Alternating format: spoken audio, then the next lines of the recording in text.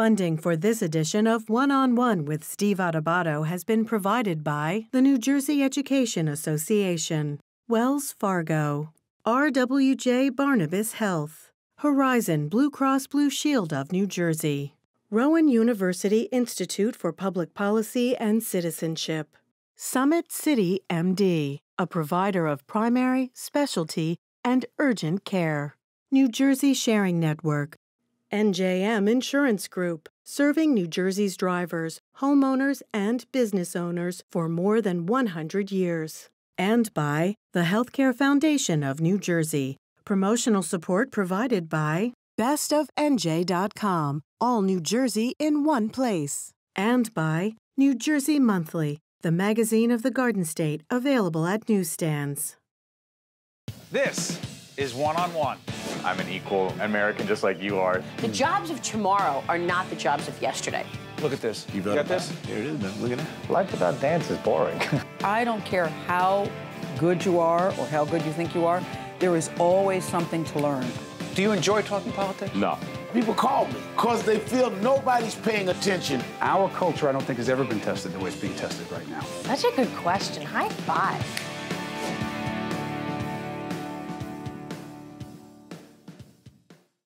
We are now joined by Jack Ford, host of MetroFocus, award-winning journalist, and visiting professor at Yale. Good to see you, Jack. Steve, always a pleasure. You know, we're taping this program as we enter the spring of 2020. The impeachment process that played itself out, everyone watched breathlessly or not. The thing with you that I'm fascinated by, because of your work as a trial lawyer, professor of law, legal analyst for many, many years, is that you understand this in a way most don't. Here's the question. The long-lasting impact, big picture, of what happened, how it played out in the House and in the Senate as it relates to President Trump. What does it mean moving forward for the presidency and for our nation? If you look at the presidency, I think what you see happening now, and this is a continuum. You start really with Bill Clinton, and then you get to Donald Trump. And what I think you've seen now is the idea of impeachment, which, when it was created by the framers and placed in the Constitution, was deemed to be the most dramatic step that we would take as a democracy, to reverse an election. And as a consequence, the framers talked about you had to have one of the most significant abuses of power in order to trigger that. I think what we see now, and that continuum between President Clinton and President Trump, is impeachment has now become just another arrow in the political quiver. An arrow? Yeah. In the political quiver, meaning we're the other party. Right. We don't like you. This is the way you're characterizing this. Right. It's a card we can play. We're the other party, and we have the majority in Congress. Because remember, the standard is, everybody was arguing about what's the standard of impeachment. The framers intentionally left that open and vague because they thought it's going to depend upon the circumstances. Gerald Ford, former President Gerald Ford, when he was the Speaker of the House during the run-up to President Nixon's possible impeachment, was asked specifically, well, what is the standard for an impeachment offense? And his answer was, quite candidly, it is whatever that Congress at that moment says it is. And that's what the framers had in mind. So that's why I say now it is just another political arrow in the political quiver, because if one party's in control and they don't like policies and they can generate enough support, they can say, all right, this is it, we're coming after you in an impeachment process. And that's not what the framers had in mind. So the larger question that you're not going to see, no disrespect to the other networks out there, but there's not a lot of big picture analysis of what it means as opposed to the day-to-day developments. This is the question I'm really curious about. Donald Trump gets through this process. He's acquitted in the Senate. What does it mean for the next person who is elected president in 2020, be it Donald Trump or a Democrat, where one or both of the houses of Congress are of the other party? I think what it means is whoever is in that seat in the White House, as long as they have the Senate on their side, in the sense that the party in control of the Senate is the same party in control of the White House. Because they're the final gatekeeper. Right. They're the ones that, you know, one of the things we did learn is people didn't understand impeachment, the term. People thought impeachment means you're removed. Impeachment is the equivalent to indictment. That's a good analysis, even though clearly the framers said this is a political process, not a criminal process. It's not a criminal trial. Excuse me, I'm sorry for interrupting. Does that mean Alan Dershowitz was correct when he spoke before the Senate and said it does not have to be a crime, that the president didn't commit a crime, and even if he had... it was confused, and I don't think... I'm confused. Does it have to be a crime or not, or is it a political decision? The answer is it does not have to be. Does not. Now, and you look at framers, and I know Alan Dershowitz, and I have great respect for what he's done in the course of his career, but I didn't see any other constitutional scholars who came out and agreed with him that it has to be a crime.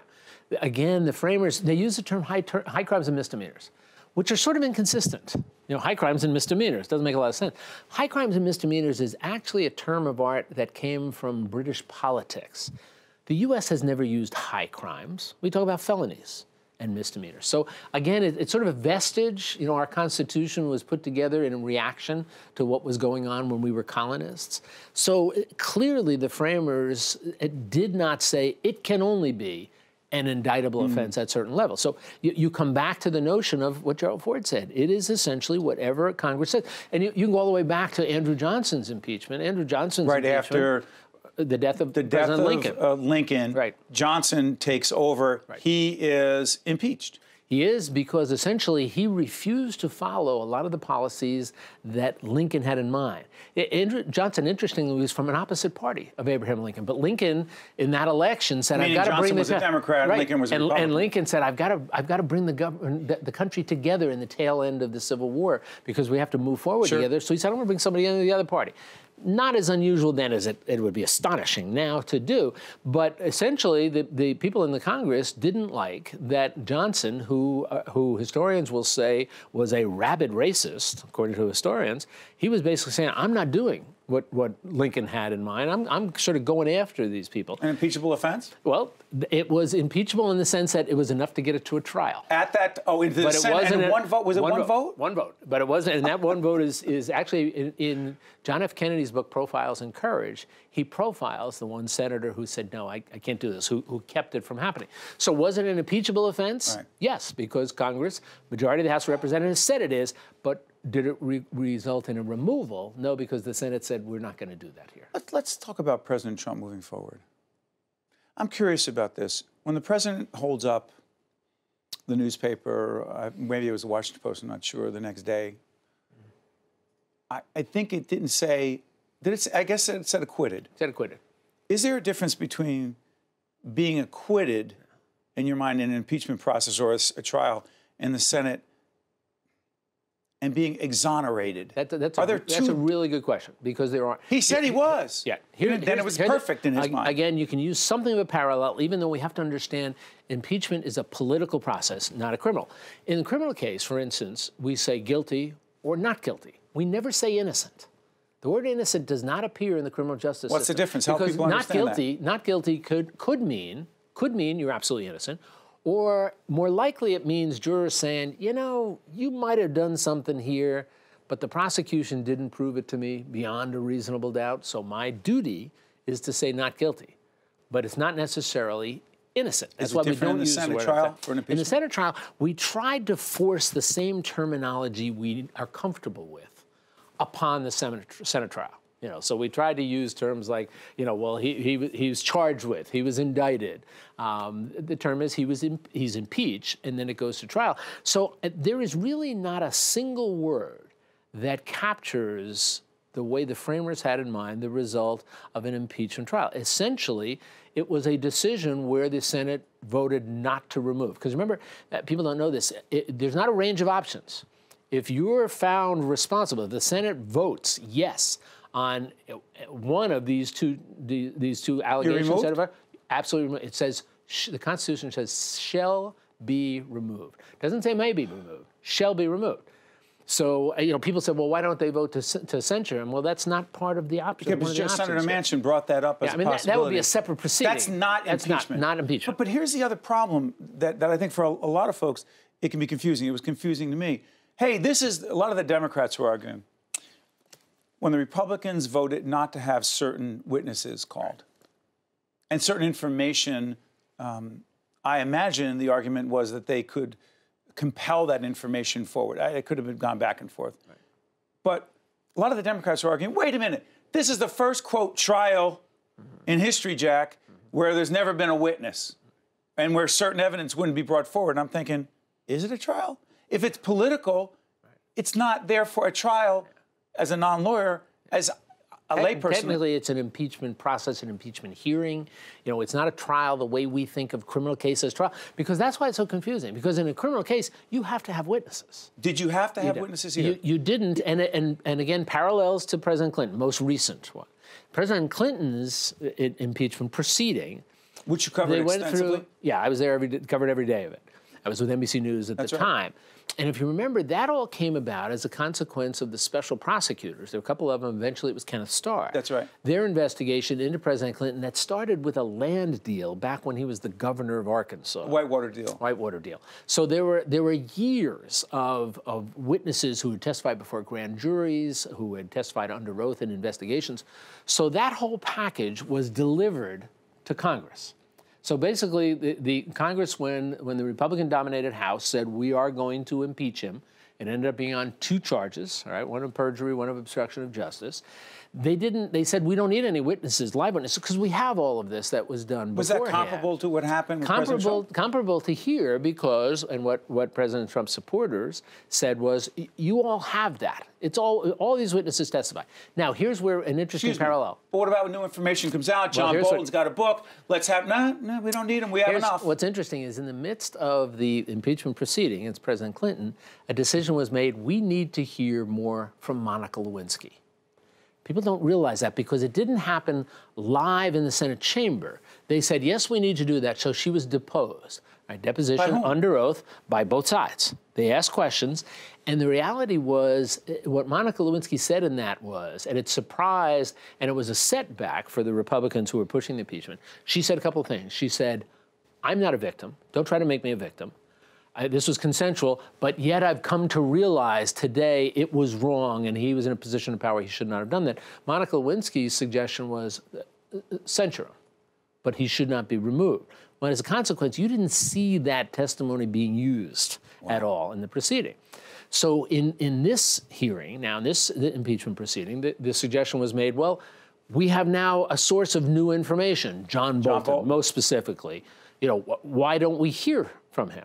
And I was surprised that people didn't try to make the parallel, saying, look, in President Clinton's impeachment trial, they said, let's hear from Monica Lewinsky. We did. People didn't like what she had to say. It wasn't really utilized. It was a surprise, and I'm an independent. I'm just looking at this as from the legal lens. It was a surprise to me that you would say in something as significant as this, here's somebody who it would be hard to argue that his testimony would not be relevant. Now, you can argue which side it's going to... relevant. But certainly... And that's the standard. Is it relevant? Is it material? That's what a judge usually says. And usually that standard, you would think, okay, it is relevant material. Who knows who it's going to help? A few seconds left. Yeah. Implications in your mind moving forward, again, whether President Trump wins or a Democrat wins. Do you think the seeds have been planted for this process, this impeachment? How do you describe it?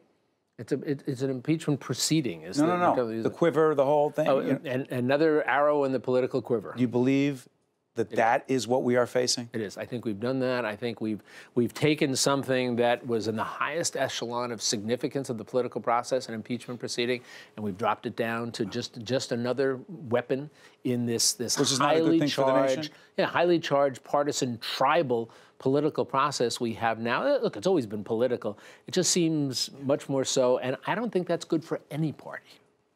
Jack Ford, you know him from MetroFocus, a great team every night on public broadcasting, a host of MetroFocus, award-winning journalist, visiting professor at Yale, legal scholar, the whole bit. Thank you, my friend. Steve, always pleasure. Well done. Good seeing you. You got it. To watch more One-on-One with Steve Adubato, find us online and follow us on social media. Steve Adubato here at the 2019 NJEA Convention. You can see that the young lady next to me, she's the Teacher of the Year. That's why she's waving to people. She is Kimberly Dickstein Hughes, 2019-20 New Jersey State Teacher of the Year, English teacher at Haddonfield Memorial High School. Look at you mugging to the camera. By the way, congratulations. Thank you. Awesome. Why don't we walk a little bit? Yes, yeah. Talk to me about when you found out that you were the Teacher of the Year. Further, how do you even find out? So, well, first you're announced as your county teacher of the year. Go ahead. So I was announced Camden County Teacher of the Year in August. It's a great honor to represent Camden County because I'm a product of Camden County. Where'd you grow up? So I grew up in Voorhees Township, and my parents still live there. And I went to Voorhees Township neighborhood schools, then I went to Eastern Regional, then I went to Rutgers University. Same here. Nice. Not at the same time. And then It's not that funny. few It's years, okay. few years in between. So come on. So you get out of Rutgers. Correct. And you decide, I want to go into education, or did you know early on that's what you wanted to do? So I knew early on at Rutgers College that I wanted to become a teacher. I was told my whole life to go into law and policy. I was in Model UN, student government, and when I got to Rutgers, I was in a first-year interest group for law, and I just didn't feel like it was a perfect fit at the moment. And I was... Law did not speak to you. It didn't speak to me because I wanted to be with people. And I realized that if I was in law, I'd be with legislation. And I know that moves, but I also know that you can move every day in a classroom. So how long has it been you've been teaching? 11 years. So I'm curious about this. You go into teaching, right? You could have made more money doing other things, Correct. right? Obviously, whether it's law or whatever else. But you get into teaching, and is it what you thought it would be? Absolutely not. Go ahead. It's because when you go to school for education, you're learning a lot about how to teach content. And what I learned pretty early on is that you're teaching human beings, not content. Talk about that. Every single day, you have X amount of students entering your classroom, and you don't know what's coming in. You know what you're delivering, and I know I have X lesson on Euripides Medea, and we're talking about emotion and human response, and then the magic happens, and human beings bring that to life. But you don't know what they come in with every single day. And so I learned so early, like day one, that you have to teach humanity. You could say she's an English teacher, which she is, but you and your colleagues raised, I said 81 grand, you said it's $91,000. For what, to help whom? So we have collectively raised $91,000 for Garang Bukbuk Peel. He's a former child soldier from South Sudan. My students and I have been Skyping with him since 2015 after reading A Long Way Gone, Memoirs of a Boy Soldier. And so we started this relationship with Garang through a mutual friend because I wanted to bring the book to life. Because I don't think it is enough to lament the world's woes right from our desks. Like, we have to do more and learn more, and if that's either learning whatever we can to understand the problem or advocating someone in a very far away land, because we can all agree that knowledge is power. And the more you know, the more you grow. So where's that money going? Great question. So Garang, he is now at Emory University getting not just one, but 2 graduate degrees. He will lead with this those dollars. Correct, with those dollars. And what was really incredible is that, you know, that amount is actually not enough. But Garang earned a fellowship on his own when he got to this country to pay for the rest of his education. Because when he got here, he had access. But in South Sudan, in a small village on the border between Sudan and South Sudan in a wheel, he didn't have that kind of access. And my students and I and their parents and our community and anyone at large mobilized because we could all agree that if someone wants to help their people and help their community, that we need to lift them up. What message you, sorry for interrupting, what do you think, Sorry, Kimberly? I'm so excited. I can tell. It, yeah. By the way, how important, you can see the passion here, right? How important is your passion and enthusiasm for what you do and the students you do it for? How important is that to your success as an educator? It's number one. I think that all educators are advocates, and we are in the profession to teach our students and their families and our communities how to activate their own ideas. And that is, so it's not about what I want to see in the world, it's showing people and guiding them through the process of thinking for themselves and really taking ownership of that and being proud of that and honoring that. Because if we can't celebrate ourselves, how are we going to celebrate others? Last question. This convention has meant what to you? Oh, wow. This convention is everything I'm all about, community. Convening in Atlantic City, convening as the New Jersey Education Association is paramount to our success. And I walked the halls yesterday, and I kept thinking to myself, wow, this is cool. Like, this is really cool because everyone in this space understands the power of education. Congratulations. Thank and I you also very know much. you have more work to do. Yeah, we do. To watch more One-on-One with Steve Adubato, find us online and follow us on social media. We're at Drumthwacket. This is the governor's official residence in New Jersey in Princeton. It's the people's home, if you will. And we're doing a series on presidential leadership. For viewers of our program, you know that I'm fascinated, a student of, try to teach a little bit, but always looking to learn more about presidential leadership. And we're pleased to be joined by our good friend, Rick Thigpen over at PSEG, who knows a lot about presidential leadership and energy policy. But why do you know about presidential leadership? Well, I love it. I'm a history lover, and I study it, and it's really valuable things. You know, energy policy is public policy. Learning about presidents is a very important way to learn about the importance of public policy and how public policy gets made. So I find it fascinating and relevant to my work. Wilson. Woodrow Wilson. Governor Woodrow Wilson. Governor, was he president of? Princeton University. Right down the road. Before that, yes, sir. What kind of president was he? And what were the years again? He was the winner of the 1912 and the 1916 presidential elections. Did he serve out both terms? He served out both terms, although he had a stroke in office apparently in his second term, and he was, for some significant period of time, debilitated, but he did serve both terms fully. Wilson and the United Nations. Wilson and the League of Nations. The precursor. So there's several parts of Governor Wilson. You know, he was a Virginian, so for me as an African-American, his views on race were something far less than satisfactory. He segregated the federal bureaucracy, and he was someone who was very intolerant of the future of making people get along and treat people equally. But he was the winner of the 1912 presidential election, and he was able to win because former President Theodore Roosevelt decided to come back and challenge the incumbent Republican President William Howard Taft. A split in the Republican Party opened the door for Woodrow Wilson to win.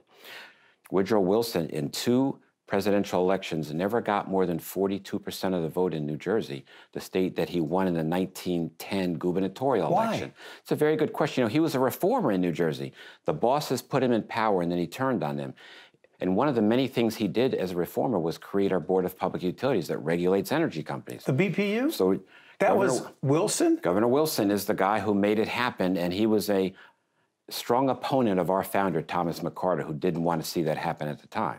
So Governor Wilson was a reformer's governor of New Jersey, and he was treated to about 42% of the vote both times he ran for president from the people of New Jersey. We never really overwhelmingly went for Woodrow Wilson. Well, then why was he popular than the rest of the nation? Well, he was popular with the rest of the nation because he was the right man at the right time. He was a very thoughtful and articulate man. He was a reformer and offered a somewhat progressive agenda to the people of the country. The Republicans were split. And then he was the guy who carried our country into World War I. He did a lot to hold us back. And he was widely viewed as having conducted himself very ably as a statesman. He was also viewed as a kind of a reformer, not connected to the ground and a little bit of a dreamer. And the League of Nations was a dream whose time had not yet come. It was never ratified by the Senate, but it was negotiated with the European powers that won World War I by Wilson. It mattered because? It mattered because it set the stage for the United Nations. That's right. You know, some 25 years later. And we can look back and say perhaps the League of Nations might have helped us avoid having to go to World War II, but it was never brought about. Another New Jerseyan connected to the presidency up in the Caldwells? Well, there's Grover Cleveland, who was, you know, a well-kept secret in that he's a born in Essex County Democrat, so to speak, from Caldwell, New Jersey. I can't relate. He was yes, I know you can't. That's what I say to you. But he was a remarkable politician. Because? He was elected mayor of Buffalo in 1881, governor of New York in 1882, and then from 1884, 1888, and 1892, he won the popular vote 3 consecutive times for president of the United States. But he is the only president to serve 2 non-consecutive terms because he lost his re-election to a guy named Benjamin Harrison. Well, where's the New Jersey Indiana. connection? So he was born in New Jersey, and then after he left office, he came back to become chairman of the board at Princeton University, and he died in New Jersey. So he started here, he ended here. He made his name in New York. He was a remarkable vote getter. People don't really think about a lot of accomplishments of Grover Cleveland, and he got married to a very, very young woman while he was president of the United States, as we were talking about. He was 55 years old, and she was 21 years old, and he married her while he was in the White House. I have one more for you. Go. Garrett Hobart. From New Jersey? He's got a statue on right in front of Patterson City Hall. He was the Republican state chairman who became somehow the 1896 running mate of Governor William McKinley of Ohio. And they won the 1896 presidential election. And even more fortuitous, he had some kind of heart disease, and right around the end of that term, 1899, he died in office. And they picked the governor of New York, a guy named Theodore Roosevelt, to be his replacement, and the rest is history. McKinley won re-election. He was an incredibly successful, able politician. He was assassinated by an anarchist. That's right. Roosevelt took over, and he became one of the most popular presidents we've ever seen. The connection between New Jersey and the presidency, as told by Rick Thigpen, not talking energy policy, but talking history here at Drumthwacket, the governor's official mansion in Princeton, the people's home. Thank you, Rick. Thank you, Steve. One-on-One with Steve Adubato has been a production of the CAUCUS Educational Corporation. Funding has been provided by the New Jersey Education Association, Wells Fargo, RWJ Barnabas Health, Horizon Blue Cross Blue Shield of New Jersey, Rowan University Institute for Public Policy and Citizenship, Summit City MD, New Jersey Sharing Network, NJM Insurance Group, and by the Healthcare Foundation of New Jersey. Promotional support provided by bestofnj.com and by New Jersey Monthly. Transportation provided by Airbrook Limousine, serving the metropolitan New York, New Jersey area. You may not have heard of TAVR. Raj and Sandhya have. It's the minimally invasive alternative to open heart valve replacement.